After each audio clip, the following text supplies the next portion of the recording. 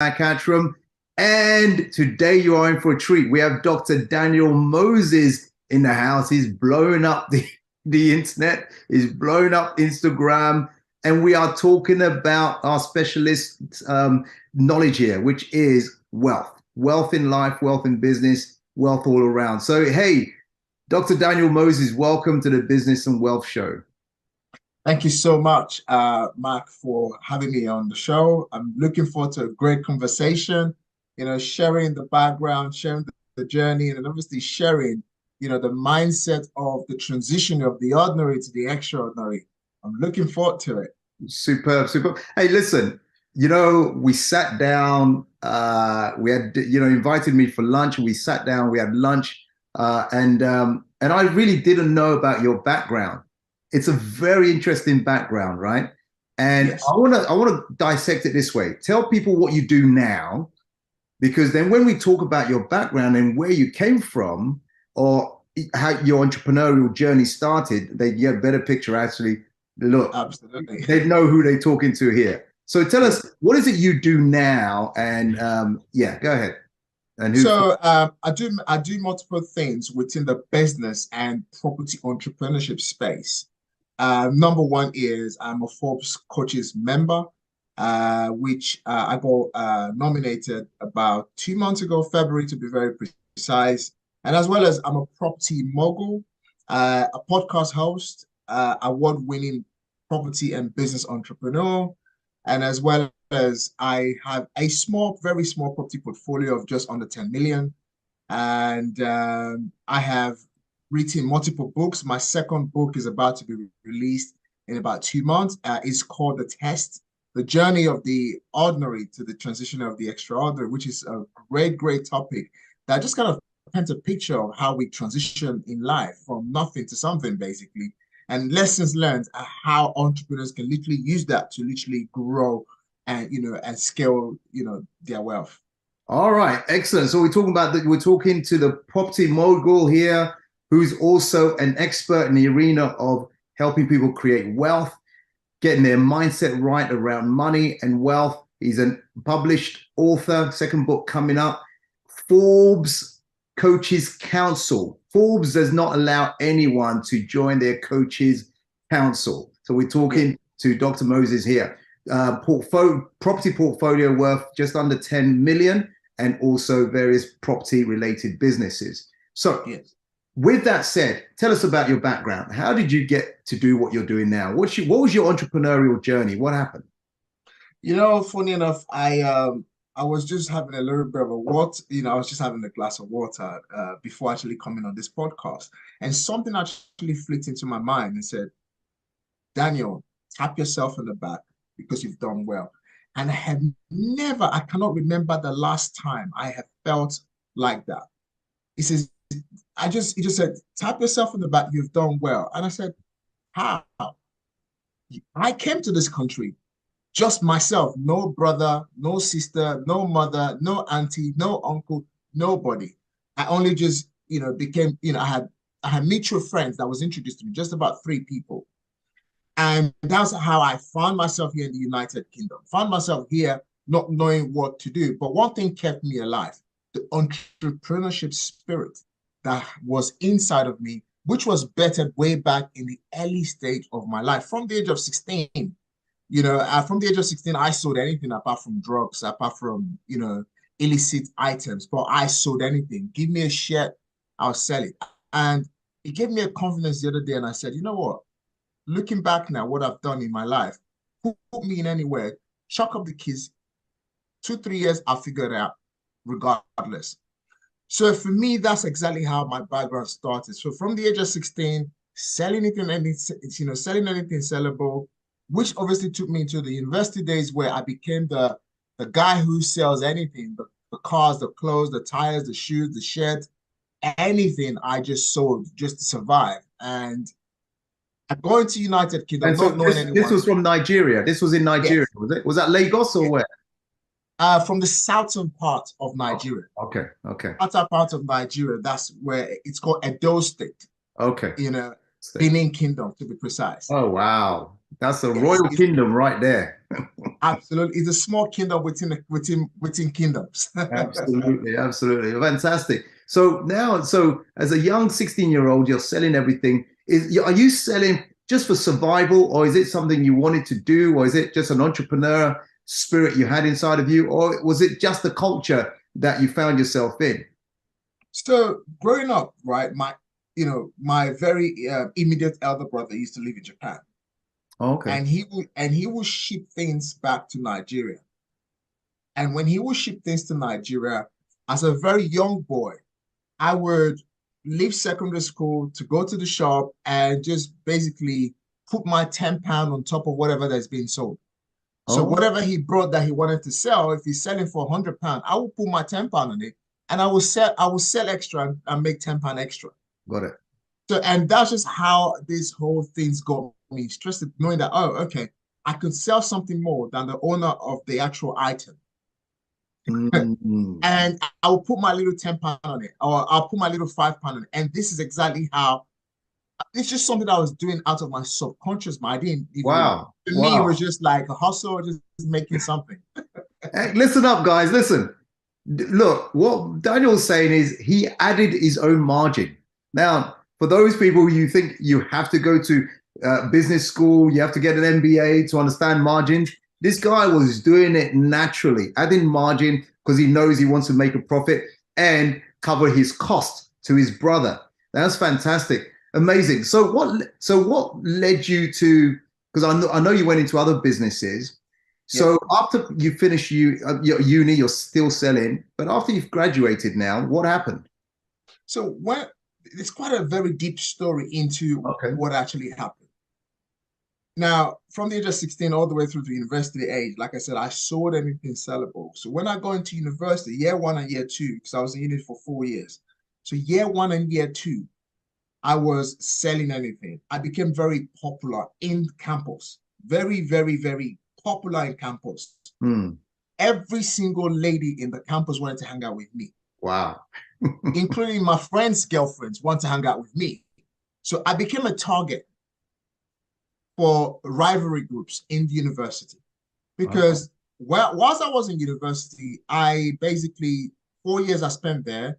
Every single year I'll change my car because I was making money. Every single year I change my car, and buy a new car, air conditioner. Like having an air conditioner in your car was a big deal way back in Especially Africa, that heat. Yeah. especially in the heat. You're talking about 40 degrees, right? Yeah. 35 degrees, proper hot. And I became a target. So I became a target in university, and being a target in university meant that in school you have different rivalry groups like gangs or I'll use the word gangs. Hmm. So this gangs here means that it's not like they're looking for your money or anything. So it basically means that they you know they want to oppress you so you can, it's like the big bullies, I'll call them, right? Right. Bully you beyond bully. And this is exactly what happened way back in university. So at some point towards the last, last year to the last 2 years of me being in uni, I just couldn't take it anymore because it was obstructing myself. It was obstructing me moving around freely. So I had to buy the pressure. So I ended up buying the pressure and I ended up becoming a member of one of the rivalry groups Oh, in wow. school. So now in order for me to use that to protect myself, because now I can't sell, I can't even hang up with the girls in school, and I was quite a very jovial guy. I wear good clothes and everything else. So I bought to pressure. I became a member of a part of a rivalry group. Now, when I became a member of that rivalry group, then guess what happened? The year I got involved with it, the whole thing went viral. It became too violent. Oh, So wow. now, yeah, it became too, I actually talked about it in my new book that is coming out. And it became very violent. Now the rivalry groups now gone into guns, knife, killing each other and everything. I was like, boy, that's not what I thought this was. That's crazy situation. I've, I've got to run. I've got to get out of this country before I get killed. And there was actually a time where actually a hit was actually pulled on me. I was lucky to survive. And I survived that very first hit. So cut long story short, I just couldn't wait Hmm. to get out of to get out of the country. So, cut long story short, that happened. I'm like, no, I'm getting out anywhere possible. Again, me using my creative mindset, I met someone and someone to someone to someone, and I've ended up finding myself in England. Wow. So you now you're my goodness, crazy story. I mean, the gang thing, it just reminds me of South London where I was raised with the craziness. Sometimes you find yourself that if you choose to opt out of that, then that's great. But if you get caught in that, it's messy, it's horrible. Now, you're in the UK, no parents, no cousins, no uncle, no one at all, and you've got to survive.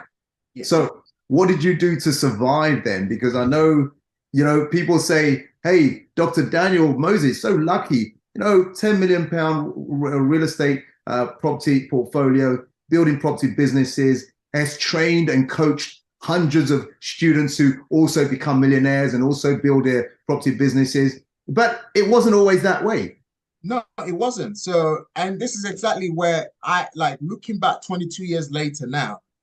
And this is the reason why I wrote the test, because 22 years backwards is basically looking at what actually sparked the person I have become.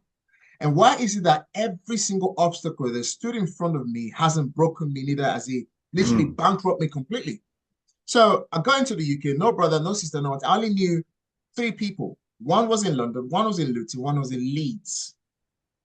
And these three people that I knew, they didn't have a job. So one of them was doing security illegally because they didn't have legal status. They didn't have papers. Right. And they paid them cash in hand. And then I knew someone else who was literally, doing security in Sunday markets. And I knew someone else who was doing a cleaning job in Leeds. So when I came through, I was sleeping on the floor, in one of their properties on Barking Road in East London, in Canning Town. I was sleeping on the floor there. These guys used to send nice-looking pictures way back in 2004 back to Nigeria, and we thought, you know what, they look really good here in the UK.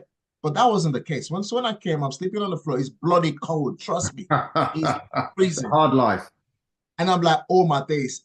Do I actually go back to Africa and die, or should I actually stay in this cold and survive? I'm like, no. If I have done different kind of things, sold any kind of thing, I'm going to look for a way to start selling things. But before actually getting into selling things, I need money. So what I ended up doing is I started doing all different kind of jobs. So from a job they call beke. A beke in England is a job that it's very common, around the literally less privileged Africans who live in this country. So I don't know if you've ever been to a nightclub. You see the guy in the toilet that sprays you perfume and gives you a stick of lollipop. And as well as, he consistently cleaned the toilet on a Friday night club. That was you. One of them. Exactly. That was me. Wow. Okay. That's hard. That's hard work. It was hard. It was hard. It was really hard. So I was doing that. So while I was doing that, obviously I didn't have legal status, so I had to do that. Whilst I'm doing that, I'm making about £100 a night. On a good night, I'm making £100. On the worst night, I'm making like £30, for the whole night. Right. Because you have to. The reason why club owners will allow you be in that club to do it is because you keep the toilet clean so that as it's being used, it's being cleaned consistently. Right. And yeah, so I was doing that, and I did that very well for like about a couple of months. I saved enough money. I started buying clothes and shipping them to Nigeria. And I'll ship them, a family relative will pick them up, and as well as what else I was also doing would be I would drive around the city of London. Sorry, I would not drive around. I would get into someone else's car that had a license to drive. And we will pick up, I don't know, you see all this, like my fridge broke down the other day. I threw it in the street and picked it up. Oh. So we will load all those used fridges and used things in the van, and we'll ship them to Nigeria to sell. Oh, wow. Wow. So other people's junk became prize assets that you could sell and make money from. My goodness. Okay. and that is exact. And I can go on into different types of things that I've done in the UK. So, at the end of the day, I started to make some money. And past now, I've spent about 8 months in the UK. And I said, you know what? Oh, this is too tough. I can't survive this. The weather is not friendly. I'm trying to do this. I'm not really making as much as I was making back in Nigeria. I'll go back to Nigeria. So I went back to Nigeria a couple of months later. And now I'm in Nigeria in 2005. towards the end of 2005. I'm in Nigeria and I'm like, yeah, I'm like, should I go back? Should I not go back? Then I went out this evening. The same rivalry group that I thought I've escaped from, we were drinking in a bar and the guys invaded the place. And I was lucky not to have been killed. Wow. And for some reason, the guy literally, I thought it was robbers. I didn't know what was happening. Anyway, I got in the place where in the end, a gun was put right there in my chest. And the luck I had was I had some pounds in my pocket. I just came back from the UK. I had some Oh, pounds in my pocket, less than about 100 or 200 pounds in my back pocket. And the moment I brought out the pounds, the guy looked at, what is this? Pounds. And he got excited and took off the gun and literally, I said, let's go, let's go, let's go, let's go. And I was like, no, I'm going back saved to you. the UK. I'm Wow. like, I'm going back. I'm going back to the UK. I'd rather go and die in the UK than to die in Nigeria. My goodness. That's crazy. That's a crazy situation. Yeah. And so with all that going on, with all that uncertainty, with all that hardship, with all that selling to survive, now you come back to the UK because you just want to stay alive.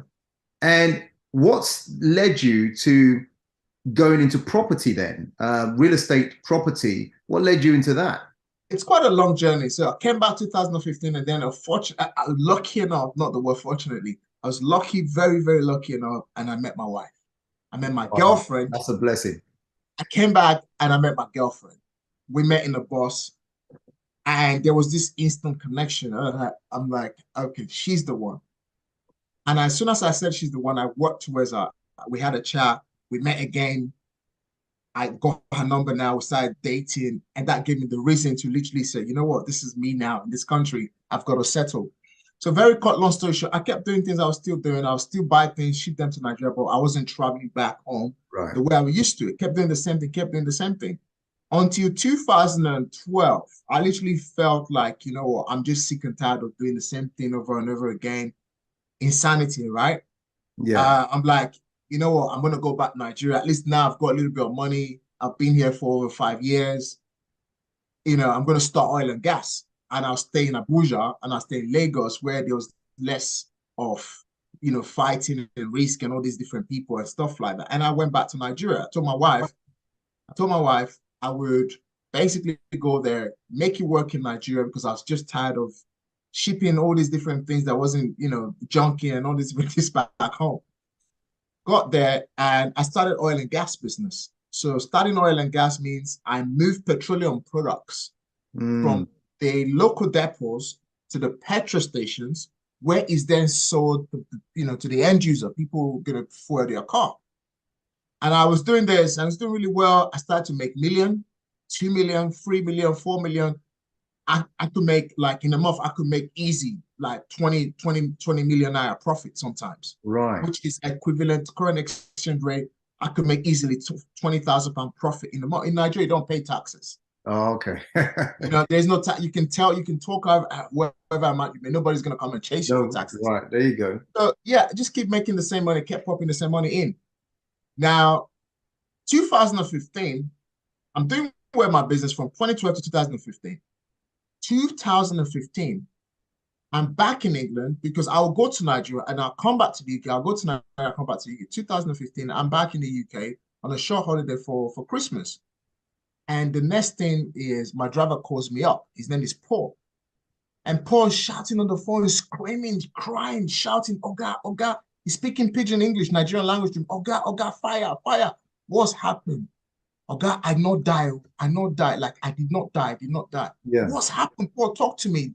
You're getting too aggressive. Talk to me. He said two of my trailers, 65,000 liters, carrying petroleum products from the western part of Nigeria to the northern part of Nigeria had just fallen into a valley and Oh, burst into flame. wow. My goodness. That's all your stock Everything gone. gone. Everything gone. I lost over 150,000 pounds in the twinkle of an eye, Just like that. just like that. So at this point in my life, I'm thinking, what else? Like, Mm. I'd rather be dead. Like, Mm. why is this just like, do I have to just keep, does everything just keep happening why? And I'm asking myself all these different questions. And I'm like, okay, that's it for me. Entrepreneurship is finished. I'm not doing this anymore. And I'm looking at my wife. I'm like, I'm crying and everything. A couple of months later, I said to my wife, you know what? I'm not going back to Nigeria. I'm going to stay this time. I'm just going to go and get me a job. Just get a Okay. job. Then my wife's like, you've never had a proper job. You've never really worked. What are you going to do? I'm like, I don't know. So the first thing I did was I became a delivery driver because now I have no money. Okay.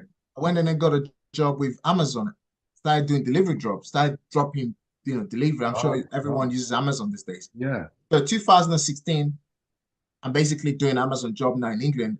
I quitted my entrepreneurship journey. And from that, I then joined Uber for Okay. freelance and I became an Uber driver. Wow. And I'm like, I'm not doing business anymore. And towards the end of 2016, I'm like, "Oh, I'm doing 18 hours a day, driving the city of London from point A to point B non-stop, trying to make £3,000 a month from someone who was turning over almost £20,000. Right. I'm Right. like, £3,000 for like, what is this? I kept asking myself that question. Again, I've always said it, God has been with me. Mm. Because if he hasn't been with me, I would not be where I am. I would not even survive a day. I'm driving all the way from Stansted Airport after making an airport drop-off in the morning. I fall asleep on my wheel, and then I was about to crash my car. I wake up, and from that sleep, I'm like, and then I said, you know what? I've got to go into a petrol station. Let me park up. I went to a petrol station. I slept.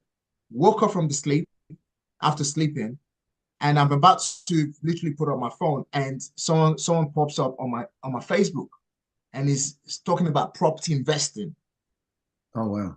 Okay. Property investing, you say you need a lot of money. How are you going to do this? Anyway, I took a leap of faith with the last 70 pound I had. I invested it in myself. Mm. Boom. There you go. So I you, start learning and I started to learn about this new world that I found myself in since 2016. And I've never literally looked back. That's just exactly how I got into property. fantastic. Fantastic. Let me, one of the questions I was going to ask you, what's the biggest challenge or adversity you've ever had? But your whole story has been full of adversity and challenge. So you've answered that for me. No problem at all. So people who want to improve our show is all about business and wealth. Those who want to improve their business or improve their wealth, if there was one thing or two or three things you could say, do this, do this, do this, and you will get there eventually.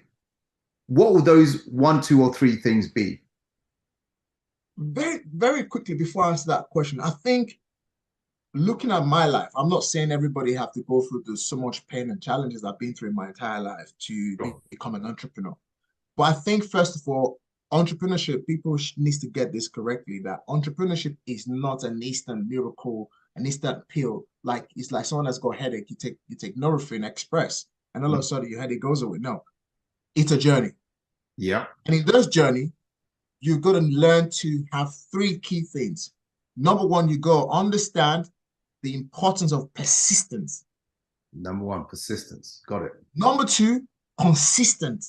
Consistency. Yeah. Number three is the fact that you just have to keep going regardless. Just Mm. keep going. You're going to have bad days. Sometimes you're going to be like, this is not for you anymore. You're not going to do it. So you just got to keep going. So keep going, persistent and consistent. You've got to show up. Because looking backwards, there's 1,001 reason. Because when I literally quitted on entrepreneurship in 2015, 16, and I said, you know what, I'm not going to do this anymore. I think if I had sold myself to level and to great degree, I probably would still be driving Uber today. And Mm. finally, business is not for everyone. That's right. Business is for those who are prepared to go through the challenges of life. Yeah.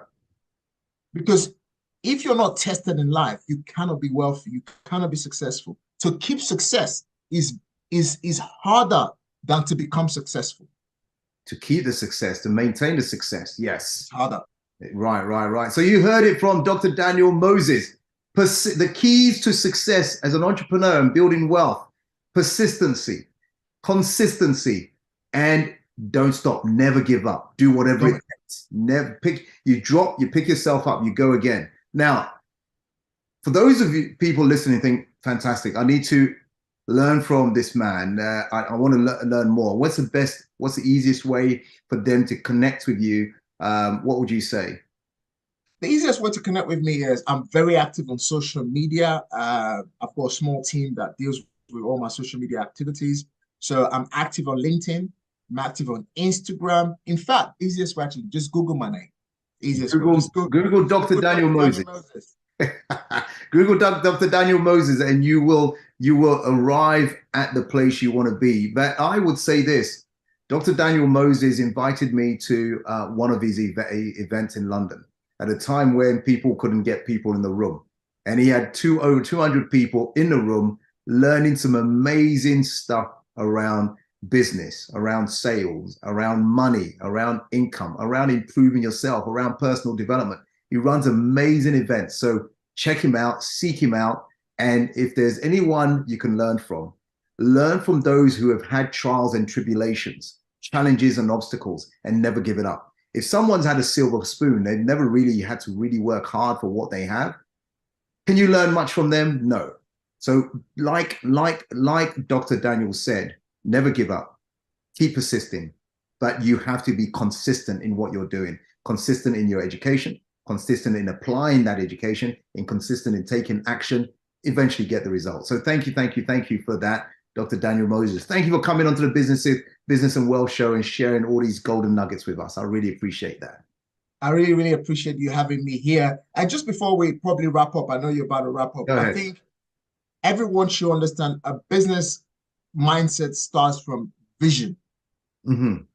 So for anyone who wants to become a successful entrepreneur, be a visionary. Be a visionary. Become a person with a vision. And if your vision is big enough, no matter the obstacle, just like a little hole in the needle, you will scale through. So I hope that was something that you can, just kind of just dwell on and push through to be the greatest vision of yourself as an entrepreneur. There you go. Vision, mission. So as the great Jim Rohn said, the bigger the why, the easier the how. So if you have a big vision and mission that you're living, striving for, the easier the how. In other words, you will figure it out. You will find the resources, you'll find the people, because the vision and the mission is big enough. So I really appreciate you saying that. Thank you. And all of you, remember to like, follow, subscribe to the Business and Wealth Show. And also make some comments here. What did you pick up? What did you learn? What does it mean to you? And share it with your friends as well. Take care. Until we speak again. Much love and Thank you God. so much for having me. You're Take most care. welcome.